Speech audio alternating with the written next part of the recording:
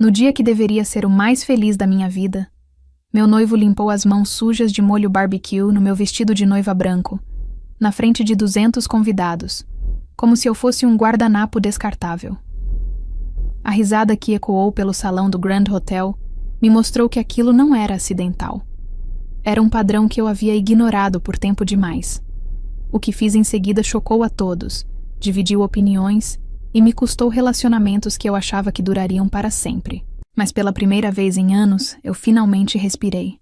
Se você já se sentiu invisível dentro do seu próprio relacionamento, deixe seu like agora e se inscreva no canal. Compartilhe nos comentários. Até onde você iria para defender sua dignidade? Porque a minha história está apenas começando. Meu nome é Marina Castelo, tenho 32 anos e trabalho como gerente de projetos em uma empresa de tecnologia em Curitiba. Sempre fui a pessoa que resolve problemas, a que mantém a calma quando tudo desmorona ao redor. Talvez por isso eu não tenha percebido quando me tornei apenas mais um problema a ser gerenciado na vida de alguém. Conheci Lucas em um happy hour corporativo há 3 anos. Ele era carismático, engraçado, o tipo de homem que prendia a atenção de uma sala inteira com uma anedota bem contada. Naquela noite, ele me fez rir até doer a barriga. 6 meses depois, estávamos morando juntos em um apartamento no bairro Água Verde, com vista para as árvores que mudavam de cor a cada estação. No começo, as piadas eram leves. Ele brincava sobre minha obsessão por organizar as panelas por tamanho. Imitava meu sotaque paulista que nunca desapareceu completamente, mesmo depois de 5 anos em Curitiba. Eu ria junto. Parecia inofensivo, carinhoso até. Mas aos poucos, as piadas começaram a mudar de tom. Em um jantar com a família dele, ele interrompeu minha história sobre um projeto importante no trabalho para dizer: Marina adora complicar as coisas simples. Todo mundo riu. Eu sorri, mas senti algo pequeno se romper dentro de mim. Na semana seguinte, em um churrasco com amigos, ele limpou as mãos gordurosas na minha blusa nova. Relaxa, amor. É só roupa. Mais risadas. Eu continuei sorrindo. Cada incidente era pequeno demais para confrontar, mas grande o suficiente para doer. E eu, sempre tão boa em resolver problemas, não conseguia resolver aquele. Então arquivei a dor, como se fosse apenas mais um arquivo digital esquecido em uma pasta chamada Depois Eu Vejo. Até que chegou o dia do casamento. O dia em que eu não poderia mais arquivar nada. A manhã do casamento começou sob um céu azul perfeito, daqueles que Curitiba oferece em abril, quando o outono já pintou as árvores de dourado, mas o frio ainda não chegou com força total. O Grand Hotel estava impecável, decorado exatamente como planejei. Flores brancas, velas suaves, tudo minimalista e elegante. Meu vestido era um sonho de seda italiana, tomara que caia, com uma cauda de 3 metros que parecia flutuar quando eu me movia. Minha mãe chorou ao me ver pronta. Minhas madrinhas tiraram dezenas de fotos. Eu me senti pela primeira vez em meses, verdadeiramente bonita. Não porque o vestido custou o equivalente a 6 meses do meu salário, mas porque naquele momento, olhando meu reflexo no espelho, eu vi a mulher que costumava ser. Confiante, radiante, inteira. A cerimônia foi perfeita. Lucas chorou quando me viu entrando. Pronunciamos os votos que escrevemos juntos, embora eu tivesse reescrito os meus 3 vezes porque ele disse que os primeiros estavam dramáticos demais. Trocamos alianças sob aplausos. Selamos tudo com um beijo que pareceu sincero. Então veio o jantar. As mesas estavam dispostas em semicírculo ao redor da nossa mesa principal. 200 pessoas, entre família, amigos, colegas de trabalho. A comida era sofisticada. Entrada de carpaccio, prato principal de cordeiro ao molho de vinho tinto. Mas Lucas tinha insistido em incluir uma estação de costela no molho barbecue, para os tiozões que não curtem frescura, como ele disse. Eu estava conversando com minha tia quando ouvi a risada dele. Aquela risada alta, performática, a que ele usava quando queria atenção. Virei e vi Lucas com as mãos cobertas de molho escuro e viscoso, os dedos brilhando sob as luzes do salão. Ele estava gesticulando, contando alguma história, fazendo as pessoas ao redor rirem. Então aconteceu. Sem aviso, sem pensar, ele estendeu as mãos e limpou nos meus ombros, no meu vestido branco de seda italiana. 2 manchas marrons se espalharam pelo tecido como feridas abertas. Senti o molho frio contra minha pele, descendo pelas costas, destruindo cada ponto de costura à mão que havia levado semanas para ser feito. O salão inteiro viu. Alguns riram, aquela risada nervosa de quem não sabe se deve achar graça. Outros ficaram em silêncio, constrangidos.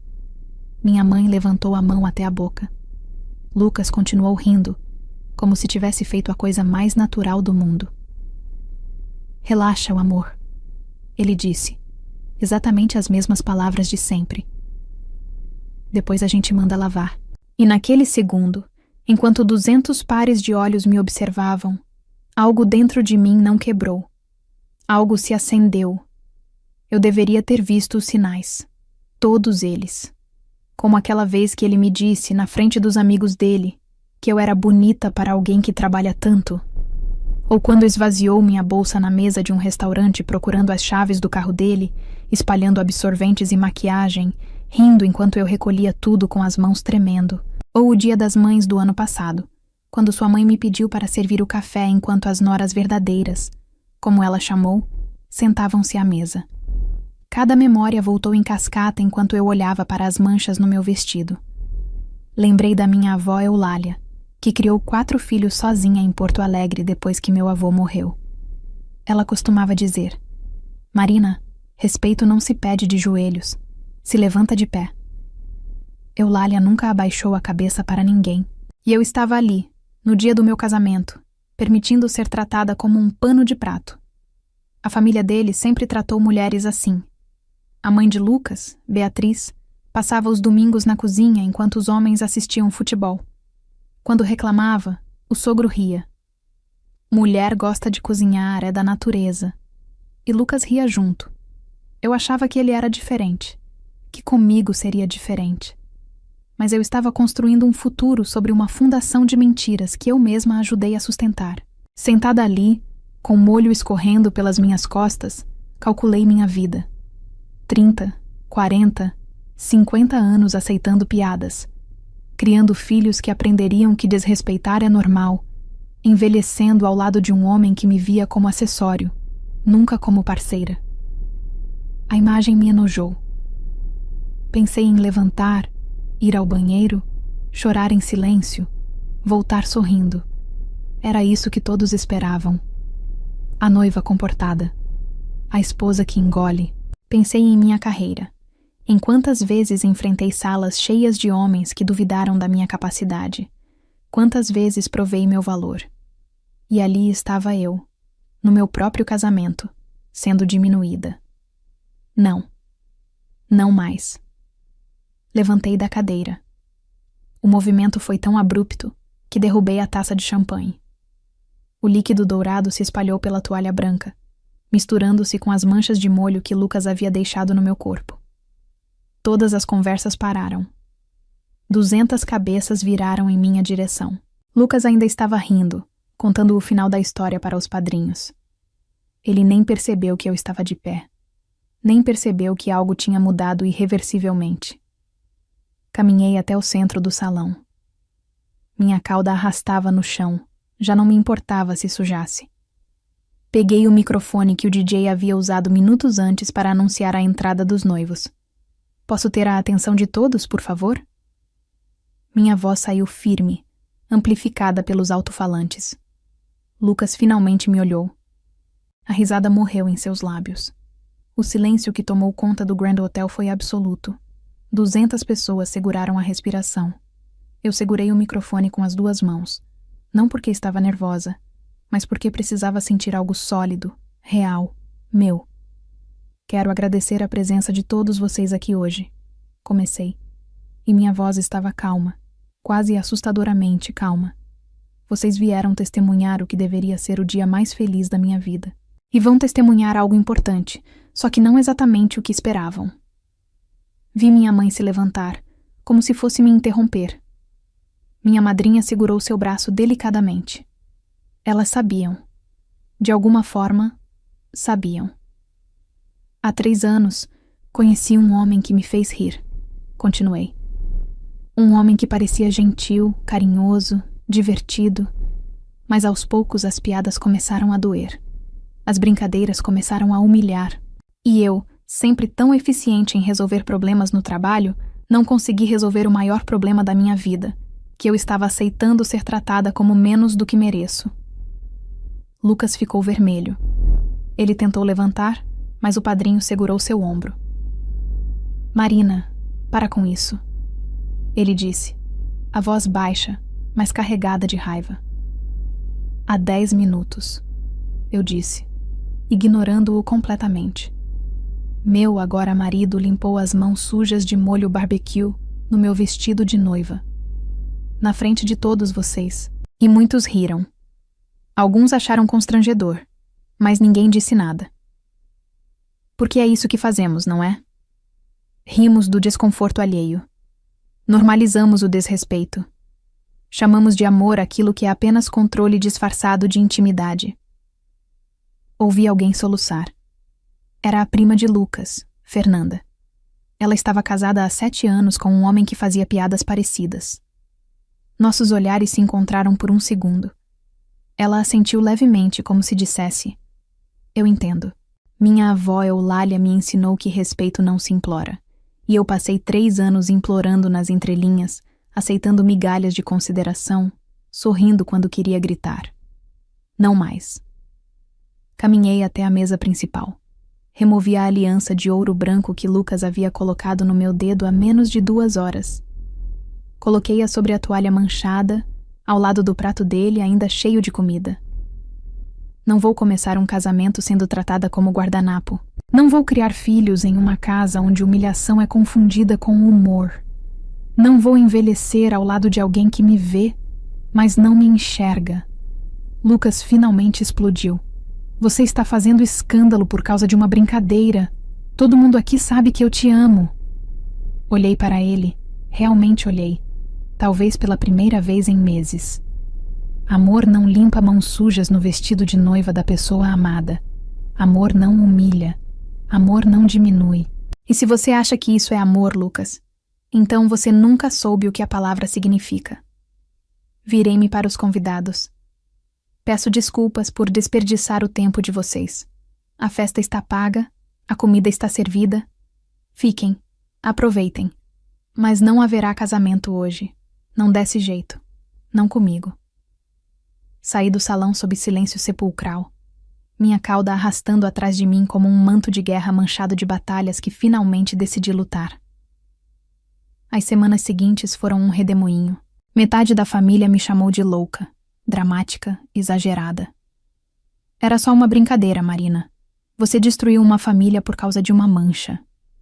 Como se a mancha fosse o problema, e não os anos de pequenas crueldades empilhadas como tijolos construindo uma prisão ao meu redor.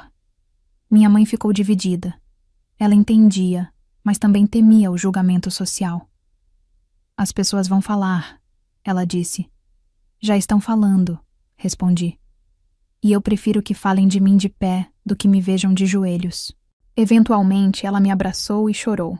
Você é mais forte que eu jamais fui. Outras pessoas me surpreenderam. Fernanda, a prima de Lucas, me ligou 3 dias depois.